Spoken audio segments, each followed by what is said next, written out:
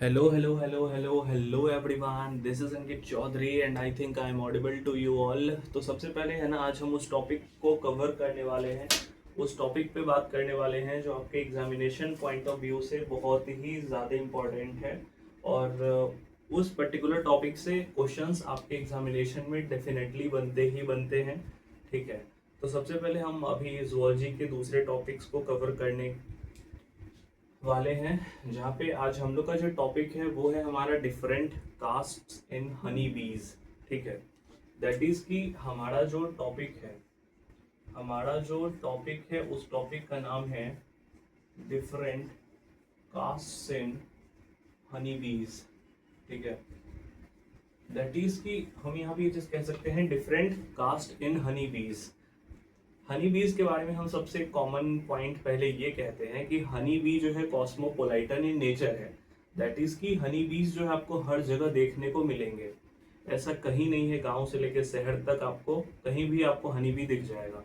ठीक है, तो सबसे पहले हम हनी बी के ऊपर बात करें तो हम बोलेंगे कि हनी बीज जो है वो ऑल ओवर द वर्ल्ड आपको देखने को मिलते हैं।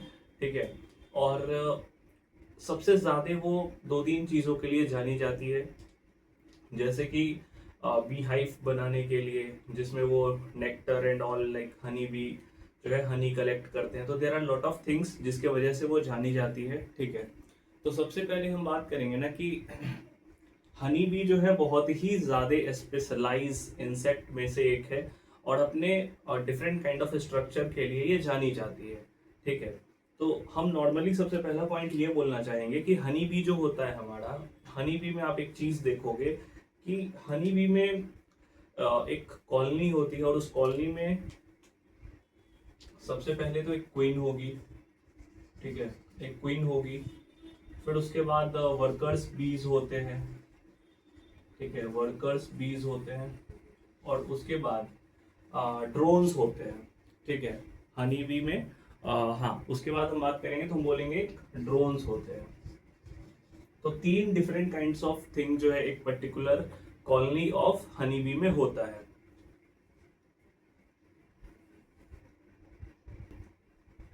उसके बाद है ना, हम डायरेक्टली ये चीज कहते हैं कि एक पर्टिकुलर जो कॉलोनी होता है हनी बी का, उसमें जो है एक क्वीन होती है, फिर उसके बाद ड्रोन्स होते हैं एंड वर्कर्स बीज होते हैं।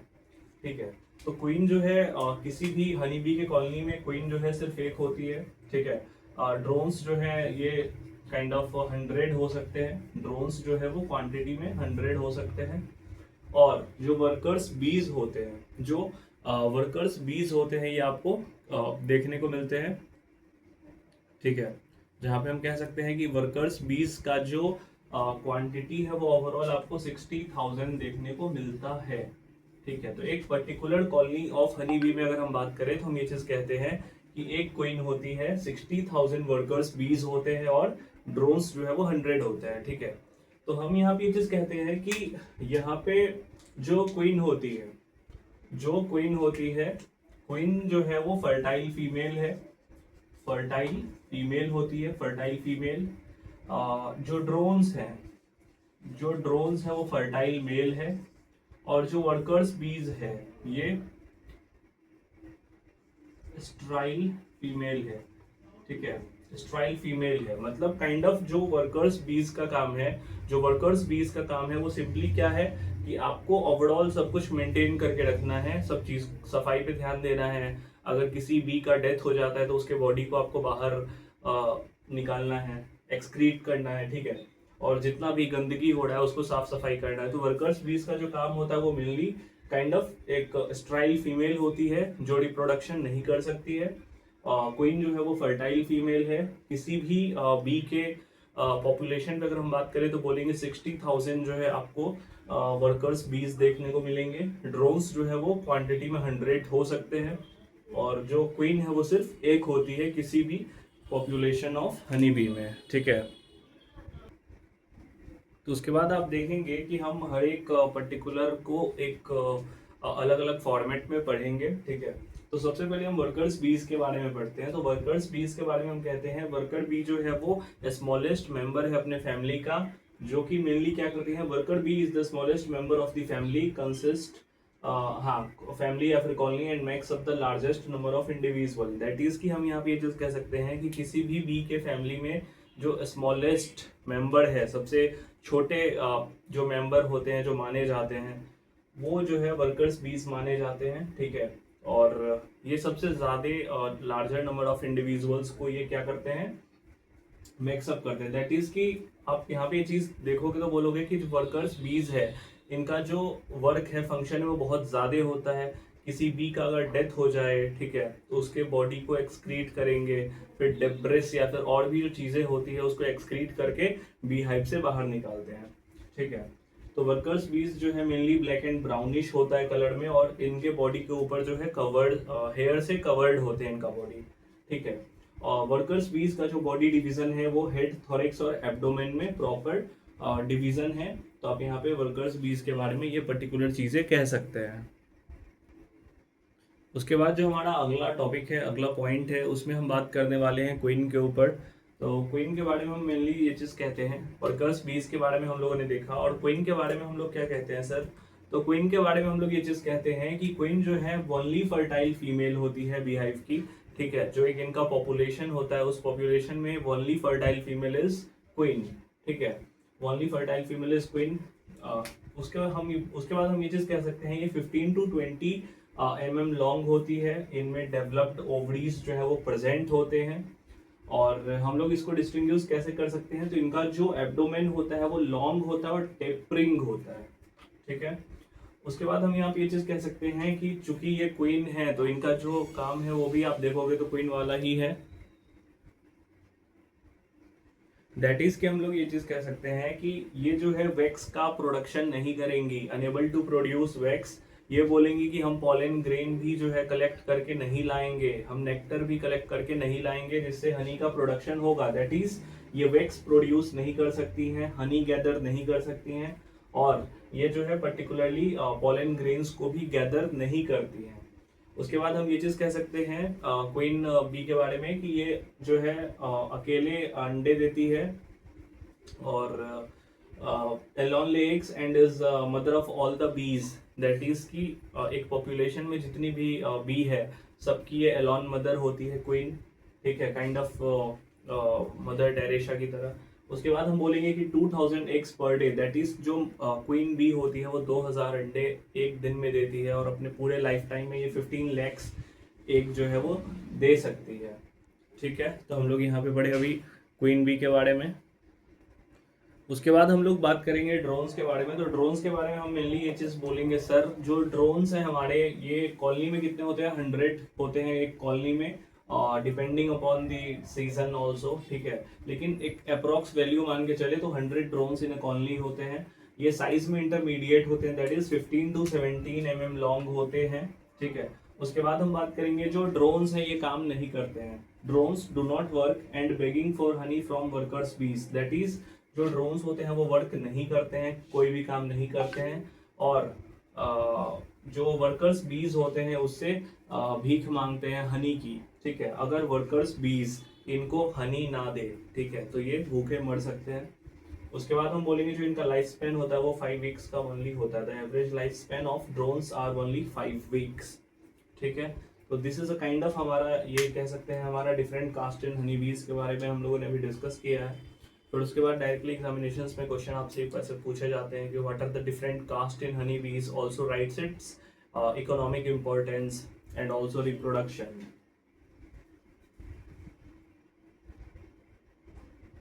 उसके बाद हम लोग बात करेंगे, अगर इकोनॉमिक इम्पोर्टेंस की हम बात करेंगे तो बोलेंगे जो हनी बी होते हैं उनका बहुत ही ज़्यादा इकोनॉमिक इम्पोर्टेंस है। लाइक मैन के लिए भी बहुत इम्पोर्टेंट होते हैं ये, ठीक है, क्योंकि हम लोग को हनी जो है इसी से मिलता है। और डिफरेंट काइंड ऑफ एनिमल्स के लिए भी ये बहुत ज़्यादा इम्पोर्टेंट होते हैं। बहुत ऐसे इंसेक्ट हैं, बहुत ऐसे पर्टिकुलर क्रॉप्स हैं जिनके लिए बहुत ज़्यादा इम्पोर्टेंट है, ठीक है। उसके बाद हम ये चीज कहते हैं कि ये हो गया। हम्म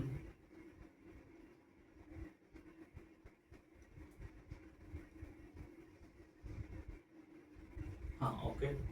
फिर उसके बाद हम ये चीज़ कह सकते हैं जो बी वैक्स है हमारा, ये बहुत ही ज़्यादा इम्पोर्टेंट है। जो बीज वैक्स है, जो बीज का वैक्स होता है, इसका मेडिकल साइंस में बहुत ही ज़्यादा इम्पॉर्टेंट होता है। जो बीज वैक्स है इसका मेडिकल साइंस में बहुत ही ज़्यादा इम्पॉर्टेंट होता है। और हम यहाँ पे ये चीज़ कह सकते हैं जो हनी बी है वो प्रोबेबली बहुत ही ज़्यादा, दैट इज़ ग्रेटेस्ट इंपॉर्टेंस का है एग्रीकल्चर में, ठीक है। प्लांट्स के पॉलिनेशन में, प्लांट्स के पॉलिनेशन में भी बहुत ही ज़्यादा इम्पॉर्टेंट है, ठीक है। तो एग्रीकल्चर पॉइंट ऑफ व्यू से देखेंगे तो बोलेंगे सर प्लांट के पॉलिनेशन में भी ये बहुत ही ज़्यादा इम्पॉर्टेंट है, ठीक है। और it is the only pollinating insect, हम ये भी कह सकते हैं, which can be controlled by man and therefore is extremely valuable to him, ठीक है। दैट इज कि हम यहाँ पे ये चीज़ कह सकते हैं, ये एक ऐसा पॉलिनेटिंग एजेंट है, ये एक ऐसा पॉलिनेटिंग एजेंट है जो हम लोग इसको, मतलब we humans can controlled by man, ठीक है। हम कह सकते हैं कि जो बी है हमारा, ये एक ऐसा पॉलिनेटिंग एजेंट है जो पॉलिनेशन में हेल्प करता है, जिसको हम ह्यूमंस कंट्रोल कर सकते हैं, ठीक है।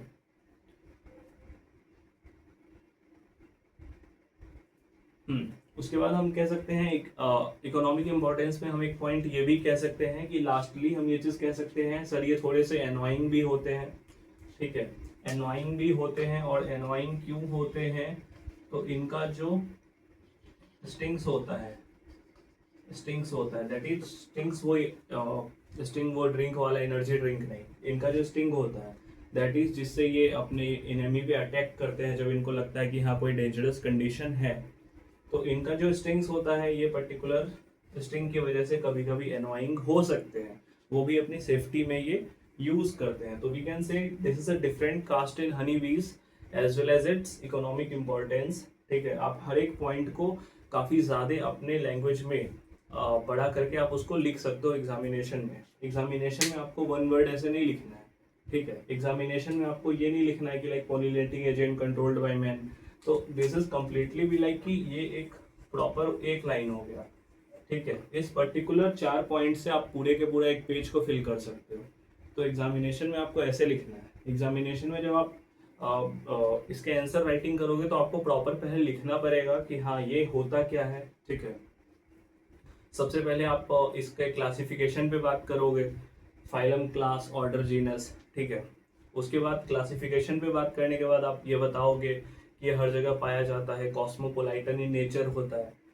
उसके बाद आप बात करोगे कि जनरली जो एक हनी बी होते हैं उसके पॉपुलेशन में क्या क्या चीज़ें होती है, क्या क्या फैक्टर्स होते हैं, कौन कौन से बीज होते हैं।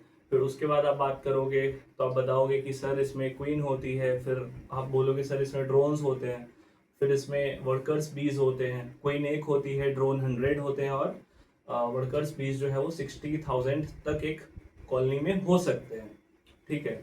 वर्कर्स बीज पे अगर आप बात करेंगे तो डायरेक्टली आप बोलेंगे सर वो स्ट्राइल फीमेल है, दैट इज हम ये कह सकते हैं वो रिप्रोडक्शन नहीं करेगी, उसका काम है सिर्फ साफ सफाई करना, प्रॉपर मतलब काइंड ऑफ हर एक एक्टिविटी जिससे इनका जो लाइफ इजी होता है, वो काइंड ऑफ जो एक्टिविटी है वो वर्कर्स बीज ही करते हैं, क्योंकि क्वीन वर्क करती नहीं है, और ड्रोन्स की तो बात ही छोड़ देते हैं, ठीक है। तो हम यहाँ पे कह सकते हैं मोस्ट ऑफ दी जो एक्टिविटी है वो वर्कर्स बीज ही करती हैं, ठीक है। उसके बाद वर्कर्स बीज को आप एक्सप्लेन करोगे, फिर उसके बाद आप आ सकते हो क्वीन पे। तो क्वीन के बारे में आप बोलोगे काइंड ऑफ मदर टेरेसा की तरह है, सबकी माँ, जो एक कॉलोनी में जितने भी बीज हैं सबकी माँ वो अकेले होती है, क्वीन।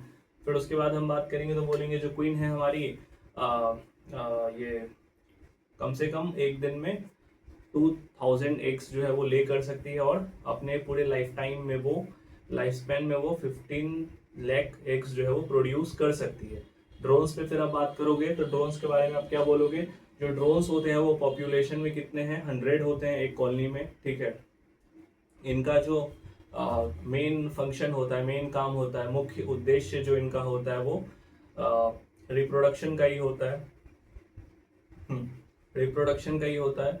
और वो रिप्रोडक्शन वगैरह होने के बाद फिर ये जो खाने के लिए भी मोहताज होते हैं, दैट इज ये खुद से काम नहीं करते, खुद से कोई काम नहीं करेंगे, खाना इनको मिलेगा किनके थ्रू, वर्कर्स बीज के थ्रू। वर्कर्स बीज के जो दयालुता के ऊपर डिपेंडेंट है, अगर ये खाना देगी तो फिर ये खाएगा, नहीं तो ये खाना नहीं खाएगा। ना खाने की वजह से फिर डेथ हो जाएगा, ठीक है। काइंड ऑफ आप ये चीज़ें कह सकते हो।